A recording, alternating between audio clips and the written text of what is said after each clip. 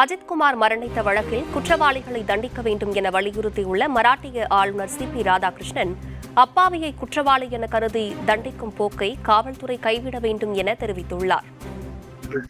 காவல்துறை சிறப்பாக செயல்பட வேண்டும், விரைந்து செயல்பட வேண்டும், குற்றவாளிகளை தெய்வ தாட்சிணியம் இல்லாமல் தண்டிக்க வேண்டும் என்பதிலே மாற்று கருத்தில்லை. அதே நேரத்தில் அப்பாவி மக்களை அடித்து துன்புறுத்துவது என்பது தவிர்க்கப்பட வேண்டும். ஒருவரை பார்த்தாலே ஒரு காவல்துறைக்கு தெரிந்துவிடும், இவர் இது போன்ற குற்றங்களிலே ஈடுபட்டிருப்பாரா மாட்டாரா என்பது. ஏதோ யாரோ சொன்னார்கள், ஏதோ ஒரு அழுத்தம் வந்தது, அதற்காக ஒரு அப்பாவியை குற்றவாளி என்று நினைத்து மிக கடுமையாக தண்டிக்கின்ற போக்கு காவல்துறை கைவிட வேண்டும். அப்பொழுதுதான் அவர்கள் கடுமையான குற்றவாளிகளுக்கு எதிராக எடுக்கின்ற நடவடிக்கைகளுக்கு மக்களுடைய ஆதரவு இருக்கும்.